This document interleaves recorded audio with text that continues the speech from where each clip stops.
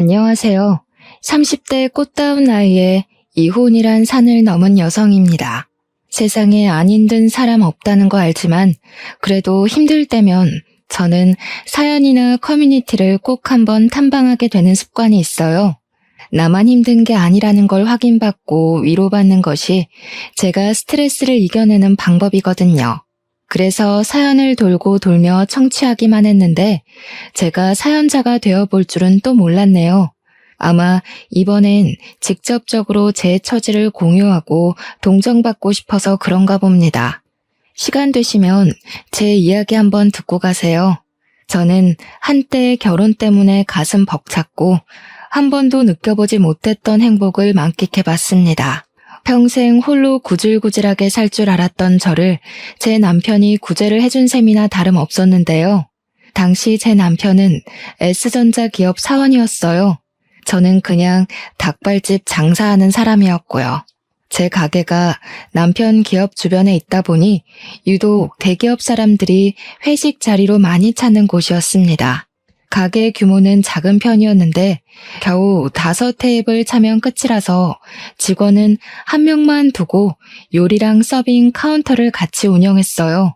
당시 막 시작한 장사라서 맛 보장이 없었을 텐데 유독 제 솜씨가 맛있다며 자주 찾아오는 손님이 있었습니다.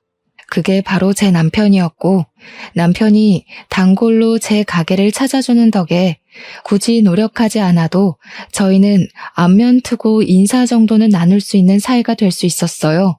남편은 제게 가끔씩 유치한 기념일 선물도 주었습니다. 거창한 건 아니었고 어린 애들이나 챙기는 화이트데이 같은 거 있잖아요. 회사에서 많이 받았다면서 예쁘게 포장된 사탕이나 초콜릿, 빼빼로 같은 걸 꼭 제게 주곤 했어요.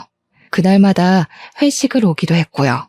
젊어 보여서 몰랐는데 남편은 부서에서 팀장직을 맡고 있는 유능한 사원이라고 하더라고요. 그건 남편이랑 같이 온 동료분들이 남편을 치켜 세워주며 저한테 자랑해줘서 알게 된 사실입니다. 솔직히 자기 일 열심히 하고 전문적인 사람 보면 매력적이지 않습니까? 게다가 남편이 저를 다정하게 챙겨주기까지 했으니 제 마음이 흔들렸던 건 사실이에요. 그렇다고 티를 내진 못했어요. 남편은 말 그대로 대기업 팀장이고 저는 닭발집 사장인걸요. 제 눈에 훌륭해 보였던 남편은 남편 수준에 맞는 여자와 잘 어울린다고 생각했기 때문에 감히 제가 넘볼산은 아니라고 생각했습니다. 그렇게 저 혼자 남편으로부터 마음의 선을 단단히 긋고 지냈는데 어쩌다가 남편과 결혼까지 하게 된 줄 아시나요? 바로 생각지도 못한 저희 아르바이트생 때문이었습니다. 저랑 같이 일했던 아르바이트생이 한날 돈을 들고 튀어버렸지 뭐예요. 그 아르바이트생은 집안이 가난해서 대학교도 못 가고 아르바이트만 빙빙 도는 친구였는데 군대를 다녀오고 스펙도 없는 상황에서 장사 아르바이트만 뛰며 열심히 살던 친구였어요. 부모님도 돌아가시고 없다고 하더라고요. 처음 그 사정을 들었는데 힘겹게 사는 청년을 보니까 그저 각박하기만 한 세상인 것 같아 어른인 제가 대신 미안해지는 겁니다. 그래서 제가 아르바이트생으로 받아주었어요. 야간 수당에다 주말 수당까지 뭐 하나 빼먹지 않고 챙겨줄 수 있는 돈은 착실하게 챙겨주었습니다.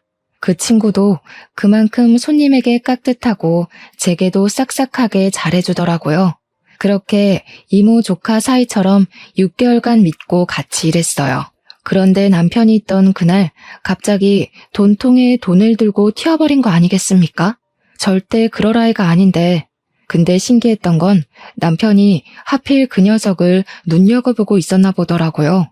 제가 알아채기도 전에 남편이 먼저 가게를 뛰쳐나갔고 저는 남편 동료들에게 사정을 들어서 뒤늦게 쫓아나갔습니다.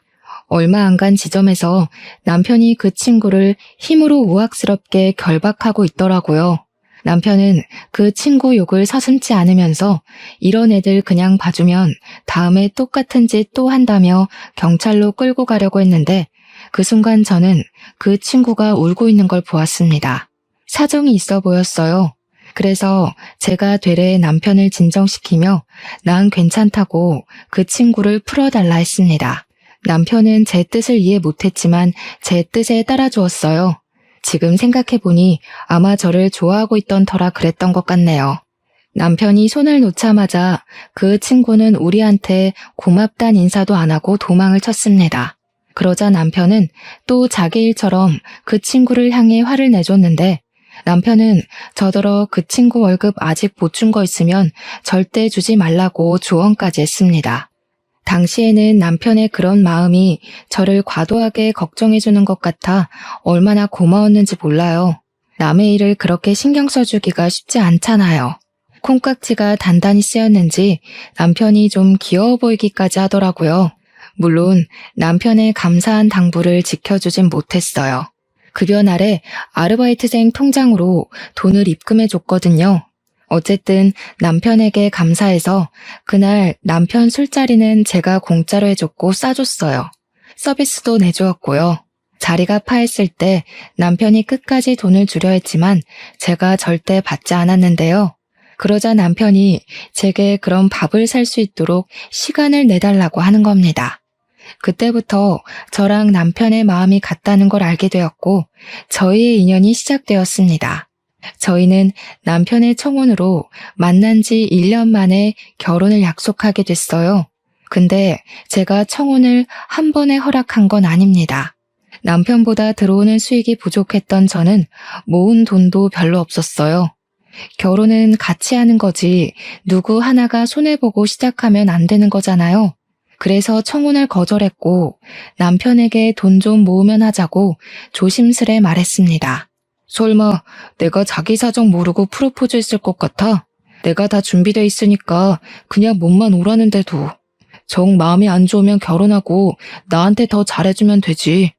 남편의 결혼하고자 하는 고집은 생각보다 강했습니다.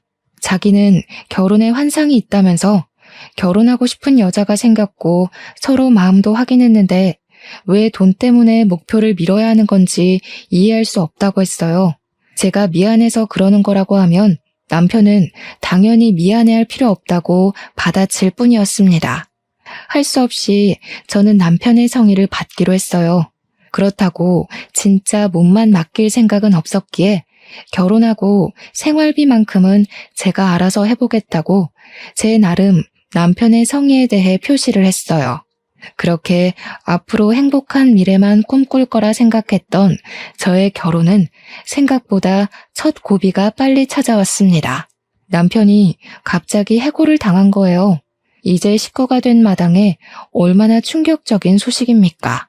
근데 또 해고는 예민한 문제라서 막 물어볼 수 없잖아요. 그래서 최대한 남편 아픈 곳은 안 건드리게 조심스레 물어봤거든요. 남편이 난처해하면서 말해줬는데 이유가 음주운전 때문이라네요. 해고 이유를 듣는 순간 맥이 탁 풀려버리더라고요. 회사에 막중한 피해를 입혔다든지 상사랑 무슨 갈등이 있었다든지 남편에게 상당히 속상한 이유일 줄 알았는데 음주운전이라니 남편 말로는 한 잔만 마셔서 괜찮을 줄 알았대요. 근데 재수없게 음주 단속에 걸렸고 심지어 측정 거부하다가 경찰이랑 실랑이까지 벌였다고 하는 거 아닙니까? 그래서 해고를 당했다고 했어요. 남편이 100번 1000번 잘못한 일이고 저도 그 소리 듣고 남편을 많이 나무랐습니다. 그런데 한편으로는 음주운전이 잘못인 거 아는데 힘들게 입사한 대기업에서 음주운전 한 번 했다고 막 해고를 시켜버리는 건지 순응하기가 싫더라고요.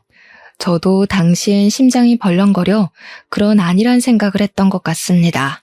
어처구니 없는 일은 이뿐만이 아니었어요. 남편이 주로 우편물 오면 확인을 하고 버릴 건 버리고 했기 때문에 저는 우편물을 일체 신경 쓰지 않았어요. 제가 신용카드를 쓰는 것도 아니고 딱히 제 앞으로 올 만한 건 없었거든요. 그래서 그동안 몰랐는데 남편이 늦잠을 자던 날 저는 출근 준비를 하던 시간이었거든요. 주방을 들락날락 하는데 식탁 밑에 우편물 하나가 떨어져 있더라고요.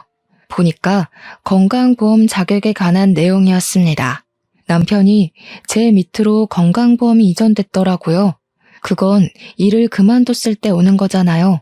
남편이 해고당해서 일을 안 하고 있으니 건강보험이 내 밑으로 들어오겠다 생각은 했었어요. 근데 문제는 날짜라는 겁니다. 날짜가 남편이 해고된 날의 일자가 아니었어요. 남편의 보험 자격 상실 시기가 우리 결혼식 날짜보다 일주일 전으로 기재되어 있더라고요.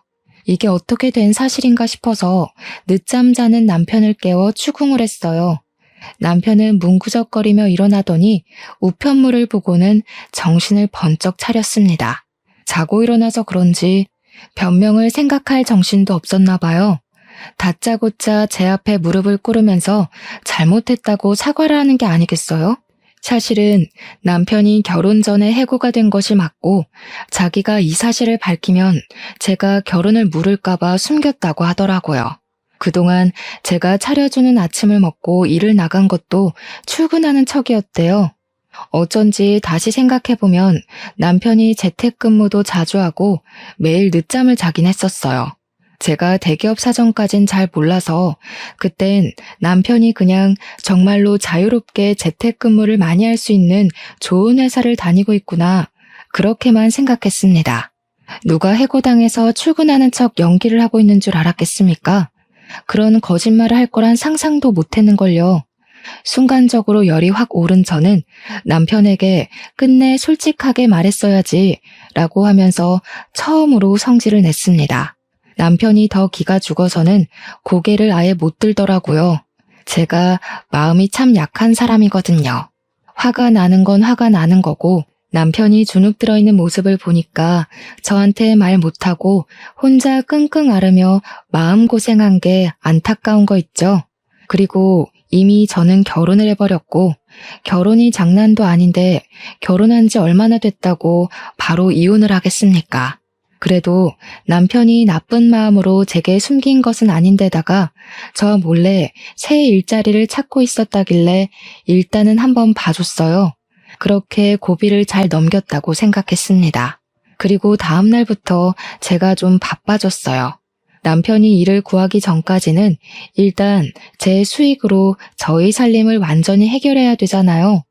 원래부터 생활비는 제 몫이었으니 감당할 수 있었는데 그 외에 부수적인 돈까지 전부 제 돈으로 해결을 해야 되니까 좀 많이 버거울 것 같더라고요. 그래서 저는 원래 오후부터 장사를 했던 걸 늘려서 오전부터 시작을 했고 배달은 가까운 곳만 했는데 이젠 업체를 신청해 넓게도 운영하였습니다. 그 덕에 제 가게는 생각보다 빨리 성장했어요. 5테이블 규모로는 적어서 가게 이전까지 필요했을 정도였죠. 저랑 남편은 활기를 갖고 같이 부동산 알아봤습니다. 남편이 대기업 다녔던지라 똑똑해서 중개사 말장난에 놀아나질 않더라고요. 참 듬직했어요. 똑똑한 남편 덕에 제 가게는 입지도 괜찮고 매 물가 흥정도 잘 돼서 좋은 새 출발을 할 수 있었습니다.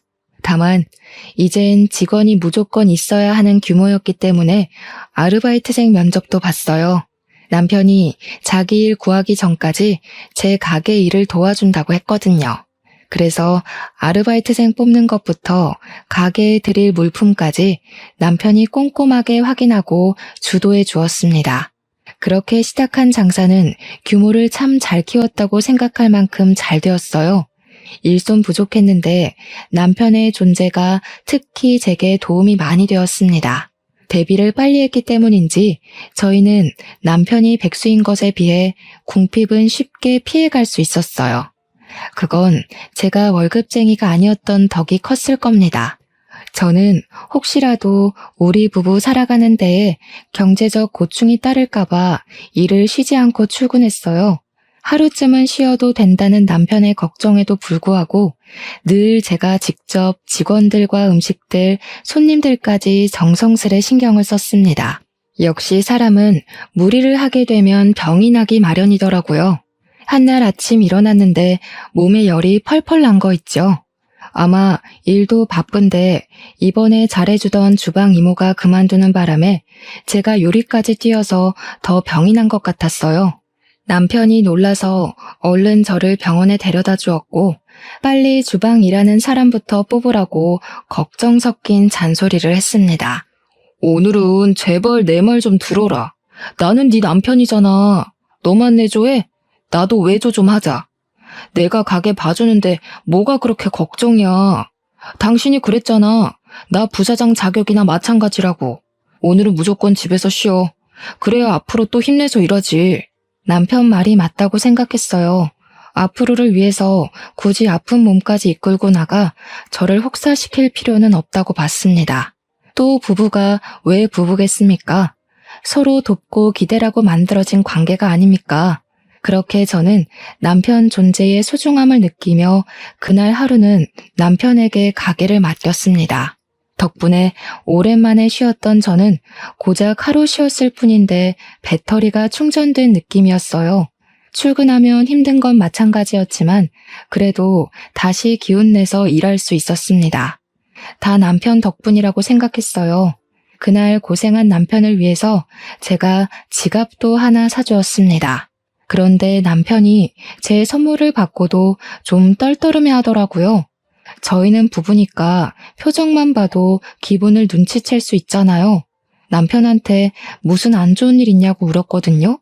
그러자 남편이 마치 제가 물어봐 주길 기다렸다는 듯이 냉큼 얘기를 하는데 갑작스럽게 뱉는 그 말이 기가 찼습니다. 자기가 여태까지 대기업 일하면서 오전부터 야근에다 주말에도 필요하면 출근을 했어야 했대요. 대학 졸업하고 바로 취직이 된 거라서 졸업 후로 한 번도 쉬어본 적이 없다는 겁니다. 그러면서 마지막에 하는 말이 진짜 하고 싶은 말이었던 것 같은데 갑자기 여행을 다녀오겠다고 하는 거 아니겠어요? 여행?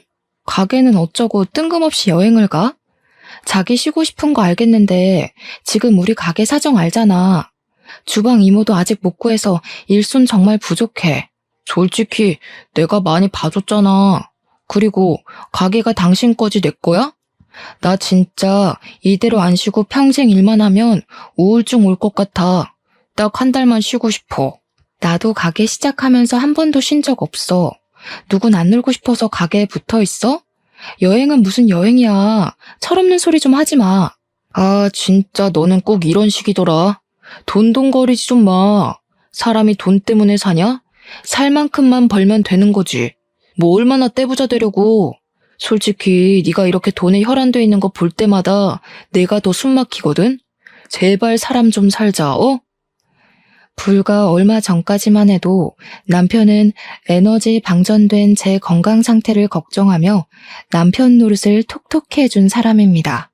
그런데 그 사이 별일도 없었는데 갑자기 여행 타령은 뭐며 느닷없이 저한테 투정 아닌 투정을 부리는 걸까요? 그날 저는 남편의 의사를 못 들은 채로 치부하며 거절했어요. 여행도 상황 봐가면서 해야 되잖아요. 돈 버는 사람 따로 있고 돈 쓰는 사람 따로 있나요? 안 그래도 주방 이모가 일당백이라서 매출에 지장이 갈까봐 새로운 주방 이모를 뽑기까지 스트레스를 많이 받고 있는 상태였단 말이에요. 자영업 하시는 분들은 아시겠지만 요즘 사장도 하루 종일 서서 요리하고 서빙하고 그러니까 퇴근하면 정말 뻗어버리는 수준이거든요. 매출이 잘 나와도 몸이 힘드니까 사람이 금방금방 피폐해지고요. 제가 또 언제 몸병이 날지 모를 상황인데 이 와중에 남편은 한 달을 자리 비우겠다고 하니 오히려 더 배로 스트레스 오는 거 있죠. 남편이 꼴보기 싫기까지 하더라고요. 그래서 네 돈으로 가겠다면 안 말린다고 해버렸어요. 남편 돈 없는 거 누구보다 제가 제일 잘 알거든요.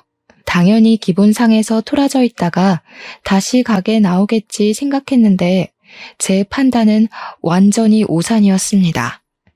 남편은 신이 나서 종일 휴대폰만 붙들고 다녔고 진짜 동남아 여행을 한 달 동안 갈 계획까지 다 세워서 비행기 표도 예매하더라고요.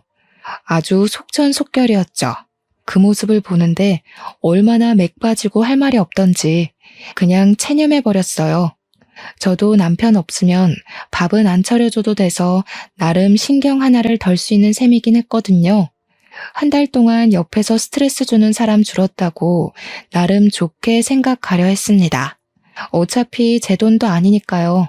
그렇게 한 달이 지났고 한 달 동안 정말 먼저 연락도 안 한 남편이 귀국을 했어요. 여행을 다녀온 남편은 제게 반갑다는 기색도 딱히 없었고 그저 가게 요즘 어떠냐고 묻는 게 다였습니다. 어떻게 제가 잘 지내냐고 먼저 연락해주지 않는 이상 한 번도 연락을 안 했던 건지 미치게 따지고 싶었지만 그마저도 기운 빠지는 일이라 하기 싫더라고요. 남편은 언제 놀다 왔냐는 듯 다시 제 일을 도와주기 시작했는데요. 제가 남편에게 약간의 정이 떨어진 것처럼 남편도 어째 여행을 다녀온 후로 딴 사람이 된 것 같은 느낌이 들었습니다. 원래 남편은 제 역할 못지않게 가게를 책임지는 책임자로서 역할을 톡톡히 하던 사람이었어요. 그래서 직원들도 제가 없으면 남편을 사장님 대우해줬고 남편도 진짜 사장처럼 직원들을 잘 챙겼습니다. 그런데 여행을 다녀오고 마음이 해이해 있어서 그런 건지 모르겠지만 일이 바쁜데 굳이 직원을 불러서 자기 일을 대신 시켰고 직원들한테 재미없는 아재 농담이나 치고 어떻게든 일을 남한테 미루거나 딴짓을 골라서 했어요. 또 친구랑 약속 있다고 일을 제대로 안 나오는 것도 다반사였습니다. 친구랑 논다고 가게 안 나올 때면 퇴근할 때까지 연락이 없어요. 그렇게 제가 혼자 뒷정리 끝내고 퇴근해서 집에 가면 남편이 이미 자고 있는 상황이 점점 생활화되어 가고 있었습니다. 나중에는 오히려 남편이 가끔씩 가게를 나오는 게 더 걸리적거릴 정도로 도움이 안 됐어요. 남편이랑 대화 좀 해보려고 해도 마감 전에 쥐도 새도 모르게 쌩 집으로 가버려서 먼저 자고 있으니 제가 어떻게 대화를 시도할 수가 없었어요. 남편이 퇴근해버린 것도 다른 직원이 말해줘서 아는 수준이었는데 대화할 시간이 어디에 있었겠습니까? 남편이랑 점점 남남이 되어가는 사이 놀랍게도 장사는 갈수록 매출 대박을 쳤어요. 그러길 6개월 지났습니다. 중간에 괜찮은 주방 이모도 무사히 고용을 했고 덕분에 조금은 숨 고르며 일을 할 수 있었어요. 자리가 꽤 잡혀가는 것 같았죠. 하지만 남편이 제게 매출을 물어볼 때는 거짓말을 했습니다. 매번 장사 다 거기서 거기라서 겨우 수익 조금 낸다고만 했어요. 남편이 돈 없는 사람인 걸 제가 잘 안다고 그랬잖아요. 왠지 가게에 돈 좀 생기면 달라고 할 것 같더라고요. 아니나 다를까 제가 아무리 거짓말을 해봤자 가게 현장까지 어떻게 속이겠습니까? 남편이 가게 왔다가 손님 바글바글한 걸 며칠 지켜보는 것 같더니 매출 상황을 눈치챘나 보더라고요. 똑똑한 머리를 그런데 굴리니까 얼마나 볼품없고 째째해 보이는지 몰라요. 남편은 이제 저한테 대놓고 돈 좀 달라고까지 했습니다. 무슨 돈? 나한테 돈 맡겨놨어? 그동안 잘만 놀러 다녔잖아. 나 몰래 꽁쳐놓은 돈 있는 거 아니었나? 아, 좀 빌려줘. 내가 돈이 어딨어. 그거는 친구들이 다 사준다고 하니까 나갔던 거지. 당신 아니면 나 돈 나올 구멍 없는 거 알잖아. 그래도 내가 엄연히 대기업 다녔던 사람인데 돈 한 푼 없어서 친구들한테 얻어먹기만 하는 거 얼마나 쪽팔린지 아냐? 그러니까 지금 놀려고 돈 달라는 거잖아. 노는 게 아니면 일도 안 하면서 무슨 돈이 왜 필요한데? 와, 어이없네. 지금 나 백수라고 무시하냐? 대기업은 아무나 들어가는 줄 알아? 원서 넣으면 바로 합격인 줄 아냐고. 그리고 요즘 파릇파릇한 애들이 치고 자꾸 올라와서 그 확률 뚫으려면 엄청 스트레스 받거든? 꼭 머리 안 쓰고 무식하게 돈 버는 애들이 천재들 욕한다니까. 무슨 대화를 못하겠다, 대화를.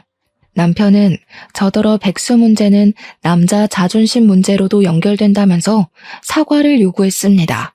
지금 저한테 무식하게 돈 번다고 한 사람이 누군데 자존심을 논하는지 모르겠더군요. 기가 막혀서 개무시하고 돌아섰는데 남편이 돈이 급했는지 다시 제 앞을 막아섰어요. 나 언제 또 대기업 들어갈지 몰라. 이런 식으로 나오면 나중에 얼마나 후회하려고 그러냐? 설마 나한테 돈 주기 싫어서 그래? 싫어. 너 취업 핑계로 논 지가 벌써 반개월이 다 돼가. 나 믿고 계속 놀고 먹을 심상 같은데 나 당신 마누라지 네 엄마 아니야.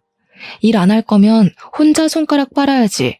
그리고 똑똑한 사람이 왜 자꾸 무식하게 번 돈을 탐내냐? 나가서 똑똑하게 벌어서 똑똑한 돈 쓰던가. 머리가 안 되면 몸뚱이라도 멀쩡해야 되는데 어째 더 쓸모없어서 안타깝네. 남편은 제 말에 자존심 상해서 토라졌고 저더러 돈 번다고 유세 떨지 말라 소리쳤습니다. 그러면서 우리 결혼할 때 돈 없는 나를 위해서 집이랑 차까지 다 자기가 해오지 않았냐고 하더라고요. 물론 남편이 제 생각해서 집도 차도 해줬죠. 그래서 그게 완전히 제 건가요? 집도 남편 명의로 되어 있고 차도 내가 운전을 못해서 자기 혼자 타고 다니는 주제에 마치 저를 위해서 전부를 바친 것처럼 말을 하는 게 웃겼습니다. 당시 집이랑 차로 청혼을 받았을 땐 그렇게 낭만적이라고 생각했는데 현실을 제대로 알고 보니까 제가 확실히 콩깍지에 눈이 가리긴 했더라고요. 어쨌든 더 이상 집과 차에 감흥이 없어서 남편한테 있는 그대로의 감정을 말했더니 이젠 남편이 저더러 양아치라고 욕을 하기 시작했어요. 솔직히 집이랑 차는 내 돈이 아니면 부모님 돈으로라도 대줘야 하는 거야. 근데 그거 내가 다 봐줬잖아. 이제 와서 명의 얘기를 한다고? 그 말은 지금 집이랑 차가 갖고 싶다는 거야, 뭐야? 누가 그렇대? 네가 집이랑 차 다 네 거라고 하는 것처럼 나도 생활비랑 용돈 다 내 거라고 말하는 건데 우리 집 돌아가는 수익 전부 다 내 거잖아. 근데 내가 왜 당신한테 돈을 줘야 되냐는 거지. 집 있고 차 있는 양반이 내 돈까지 탐내려고? 부부끼리 네 거 내 거 따지는 인간들 보면 진짜 밥맛 떨어졌는데 그 밥맛이 내 옆에도 있었네. 우리 부모님이 너 착한 줄 알고 얼마나 좋아했는데 진짜 실망이다. 저희는 일 때문에 서울에 살았는데 시부모는 원래 시골 사람이라서 내내 시골에만 계셨어요. 남편이 대기업 들어가는 덕에 시부모가 아들 잘 키웠다고 그렇게 좋아했고 며느리인 저를 보고도 항상 좋은 처자가 아들 옆에 붙었다며 잘해주셨던 분들입니다. 저희가 시댁에 방문하면 늘 제 입맛에 맞춰서 음식을 준비해주기도 했어요. 그래서 저도 시부모가 좋아서 참 잘 따랐고 명절마다 늘 시댁에 먼저 들려 인사한 뒤 친정을 내려갔습니다. 시댁에 드린 용돈도 친정에 주는 만큼 제가 항상 따로 챙겨줬어요. 그때마다 시부모는 꼭 10만 원씩 다시 돌려주곤 했습니다. 며느리가 좋아서 주는 용돈이라면서요. 그런 좋은 부모 밑에서 이런 철딱선이 없는 아들이 있다는 게 너무 안타까울 따름이었습니다. 남편은 그날로 제게 돈을 못 받아가 근 2주를 삐쳐 있었어요. 진짜 대단하지 않습니까?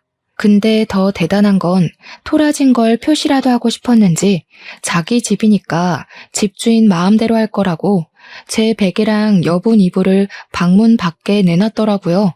퇴근하고 왔는데 굉장히 황당했습니다. 저희 집은 3룸이라서 하나는 방, 하나는 드레스룸으로 쓰고 있었어요. 마땅히 잘만한 방이 없어서 저는 할 수 없이 거실 소파에서 잤습니다. 남편이 삐쳐있는 기간 동안 말이죠. 남편은 사춘기 소년이 반항하는 것처럼 가게에도 안 나타났고 출퇴근할 땐 자는 건지 방 밖으로 나오질 않았어요. 부부가 한 지붕 아래 사는데도 서로 얼굴 잘 못 보고 살았습니다. 제가 돈을 안 줬으니 돈이 없어서 더 이상 남편이 외출은 못하고 있는 줄 알았는데 그건 또 아니더라고요. 어쩔 땐 새벽에 퇴근하는 저보다 늦게 들어올 때가 있었어요. 그러든가 말든가 저를 투명인간 취급하는 사람에게 저도 똑같이 무시해주며 지냈을 뿐입니다. 그러던 어느 날이었어요. 출근하려고 신발장을 나갔는데 처음 보는 남자 구두가 한 켤레 있더라고요. 남편한테 분명 돈이 없을 텐데 왜 새 것인 남자 구두가 있는 건지 몰랐습니다. 신발장을 열어보니까 처음 보는 신발이 구두 말고도 몇 개 더 있더라고요. 솔직히 돈도 없는 양반이 어디서 돈이 나서 저런 걸 샀나 궁금하잖아요. 그래서 우리 사이에 침묵을 깨기 위해서 제가 먼저 안방 찾아가 노크를 했습니다. 근데 남편이 아직 자고 있는 건지 반응이 없더라고요. 방문도 잠겨 있었어요.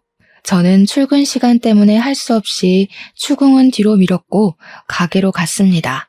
저희 가게는 저녁부터 피크라서 오전이랑 낮에는 거의 배달만 있었는데요. 그날도 매장이 조용하고 평범했던 날이었어요. 제가 한참 남편 새 신발 생각 때문에 정신 팔려 있을 무렵 손님이 들어왔는데 반사적으로 인사를 하려는 그때 저는 들어온 손님을 한참 쳐다보는 실례를 저질렀습니다. 안녕하셨어요, 사장님. 저 기억하실지 모르겠는데 희성이에요. 사장님 닭발집에서 돈 훔쳐갔던. 어디서 봤나 했더니 친구가 자신을 설명해주는 덕에 바로 떠올릴 수 있었어요. 당시에 그 친구가 27살이었는데 다시 나타난 그날은 제법 30을 앞둔 티가 나는 행색이더라고요. 일단 저는 너무 놀라고 반가워서 얼른 그 친구한테 쫓아가 인사를 했습니다. 멋있어졌다고 어떻게 지냈냐고 정신없이 안부를 물었죠. 그래도 한때 믿고 일했던 귀여운 친구였거든요. 근데 반가워서 들뜬 저와 달리 그 친구 표정은 기운이 없더라고요. 저한테 미안해하는 것 같았습니다. 아니나 다를까 그 친구가 나를 찾아온 것이 바로 그 이유였어요. 저한테 과거의 자기 실수를 사과하면서 그때 훔쳐간 돈을 갚으러 왔다고 봉투를 주더라고요. 저 중소기업 무역 쪽에 취직했어요. 다 사장님 덕분이에요. 꼭 취업해서 갚으려고 사장님 생각만 하면서 공부했더니 학벌 없어도 제 깡이랑 자격증 보고 합격시켜 주더라고요. 너무 잘된 일이라고 생각했습니다. 진심으로 축하를 해주었고 마치 제 조카가 취업을 한 것처럼 기특했지만 그건 그거일 뿐이었어요. 차마 그 친구가 주는 돈은 받을 수가 없겠더라고요. 바로 거절을 했더니 그 친구도 의지를 굽히지 않고 계속 돈을 내밀었습니다. 너 사정 어려운 거 알고 그냥 보낸 거야. 네가 나쁜 애 아니라는 것도 알고 있었고 또 날 안 잊고 이렇게 사과하러 와줬잖아. 그걸로 이미 다 갚은 거지. 그래도 그 친구가 제게 죄책감을 갖고 있는 것 같아서 그 봉투를 받았어요. 그리고 다시 그 친구에게 돌려주면서 취업 축하 용돈이라고 했습니다. 그러니까 그 친구가 참고 있던 눈물을 보이더라고요. 부모 형제 없이 얼마나 이악 물고 컸을까 싶어 제 마음이 다 아팠어요.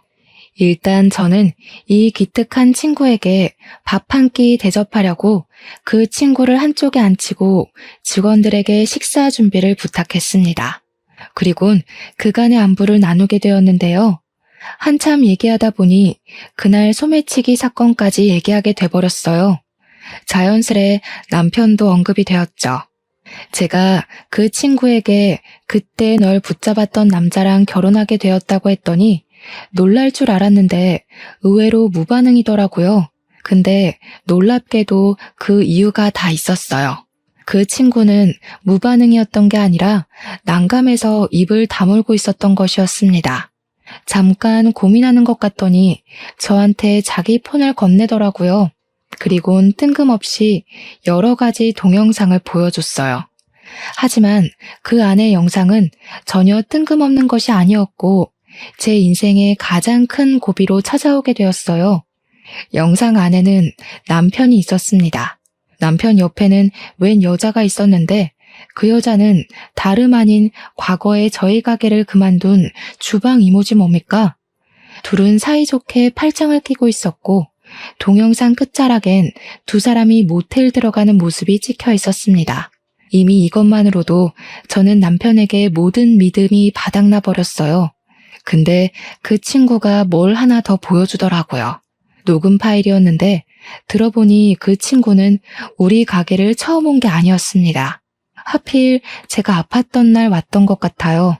녹음 파일 안에서는 우리 가게 직원 목소리가 들렸는데 계산하는 상황 같았습니다.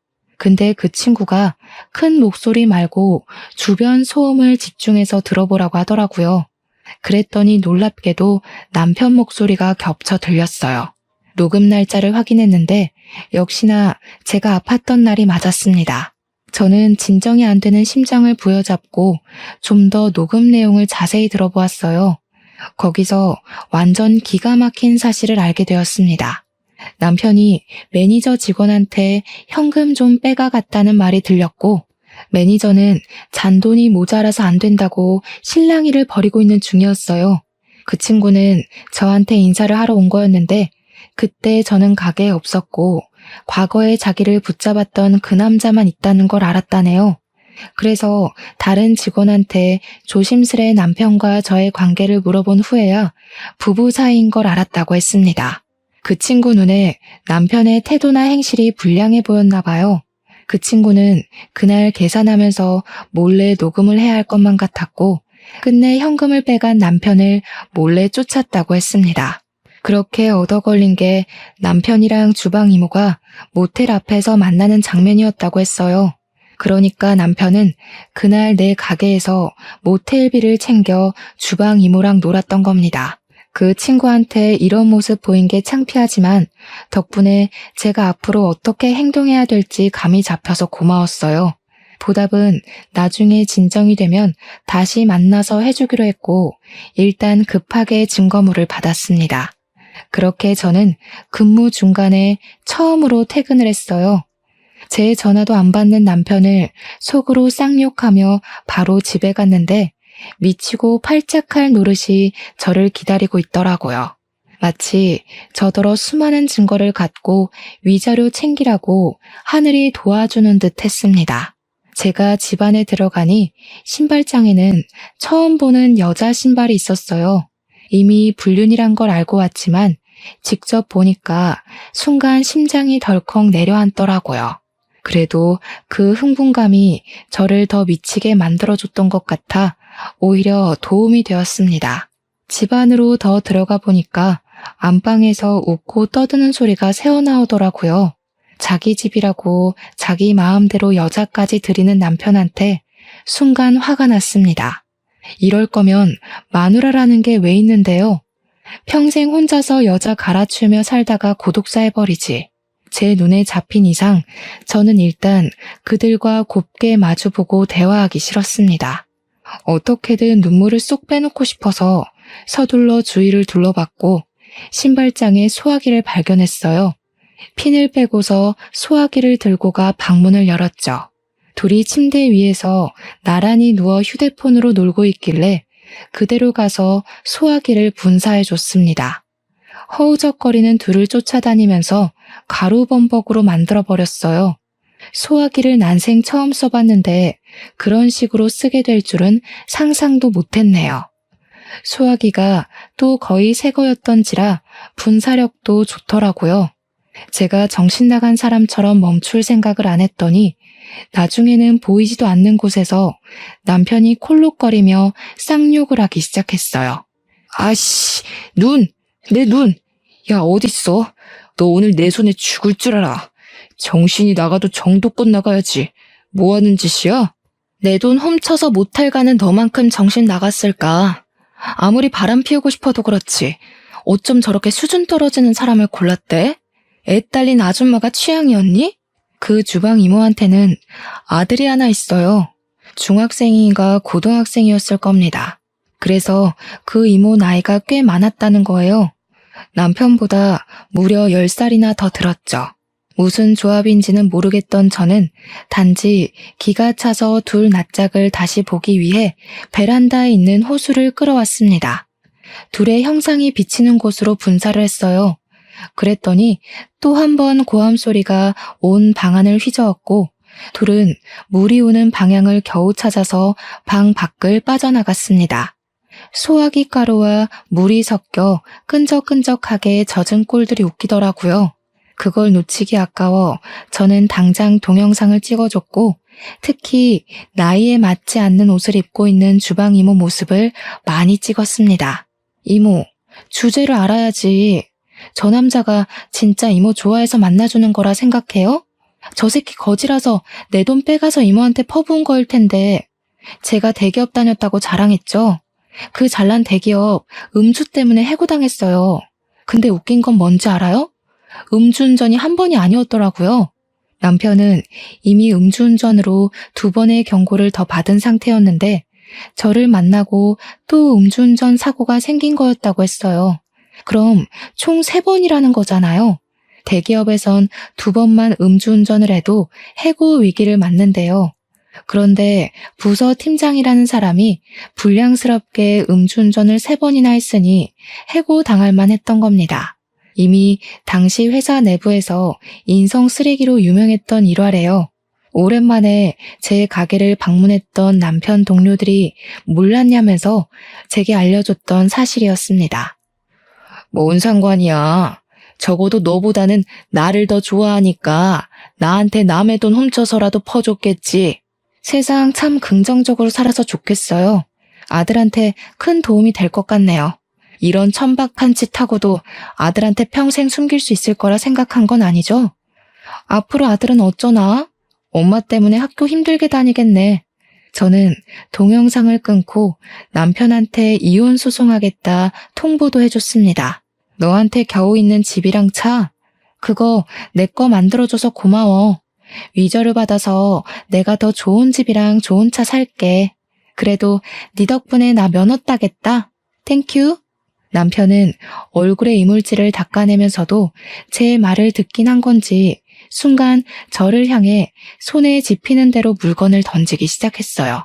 다행히도 눈에 뵈는 게 없어서 그런지 아직도 기침을 하면서 조준을 잘 못하더라고요. 야, 그럼 내가 일해줬던 돈이라도 내놔. 떼먹으면 마누라고 뭐고 바로 노동청에 신고할 거야? 저런 머저리 같은 게 뭐 훌륭해 보인다고 좋아했는지 모르겠다. 대기업 다녔다는 사람이 가족 사업엔 근로신고 안 되는 것도 몰랐냐? 근로기준법에도 이따위 무시가. 그러니까 네가 술 먹고 해고나 되는 거야. 남편이 화가 나서 무작정 저한테 달려들려고 했는데 자기 발까지 흘러내린 이물질 때문에 혼자 벌러덩 나자빠져 버렸어요.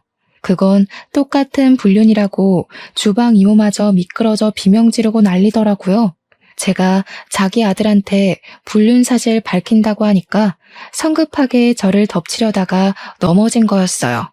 주방 이모는 자기가 잘못된 판단을 했단 걸 반성이라고 하는 건지 바로 남편을 버리겠다는 쉰소리까지 해댔는데요. 내가 미안해. 제발 우리 아들한테만 말하지 마. 내가 뭐든 다 할게. 네가 시키는 거면 개똥도 퍼먹을 수 있어. 그러니까 제발 우리 아들한테만 비밀로 해줘. 다시는 네 남편 앞에 안 나타낼 테니까. 부탁이야. 내가 일도 잘해줬었잖아.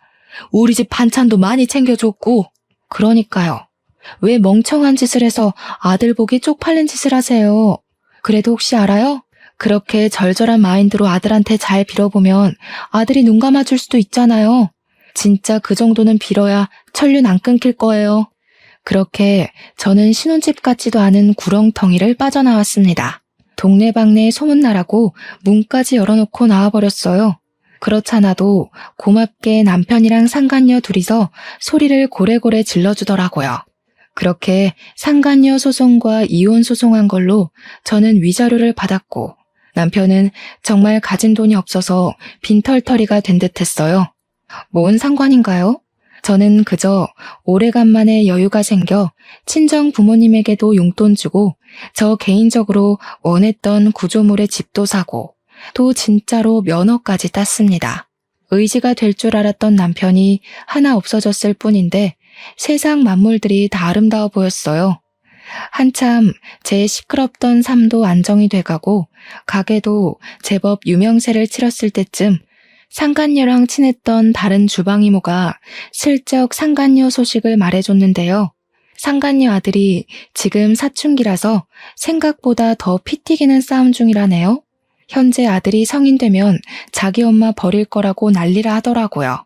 상간녀가 돈도 없어서 위자료 때문에 집까지 팔고 아들을 강제 전학까지 가게 했으니 아들 입장에선 엄마가 얼마나 창피하고 미웠겠습니까? 다 자기 업보겠죠. 남편은 더 이상 집도 없고 돈도 없으니까 본가에 내려가 지내는 것 같았어요. 남편이랑 이혼하면서 유일하게 걸렸던 존재가 바로 시부모였는데 아무리 밉상인 남자였다지만 그래도 그 자식 부모만큼은 제게 좋은 사람들이었거든요. 그래서 저는 시부모에게 솔직하게 제 상황을 얘기했었고 이런 꼴 보이게 되어 죄송하다는 말만 전한 채 연락을 끊었습니다. 답장은 제가 일부러 받지 않았어요. 전화라도 올까봐 수신 차단도 해버렸죠. 좋은 사람일수록 작별은 깔끔하게 해야 된다고 생각했기에 제 인사만 전할 수밖에 없었습니다. 참, 그리고 이혼 소송 과정에서 알게 된 사실인데 남편이 해외여행 갔던 거 있잖아요. 주방 이모랑 간 거라네요. 남편이 그때부터 변한 것 같았는데 차마 불륜까진 눈치 못 챘다는 게 억울하더라고요. 지난날 후회해서 뭐 하겠습니까? 역경을 디딘 제가 무너지지 않은 걸로 잘 해결됐다고 봐야죠. 잘못 저지른 사람들이 되레 잘 살면 세상이 너무 재수없을 거잖아요. 결국 정의와 진실이 승리한다는 걸 크게 깨우쳤던 경험이었습니다.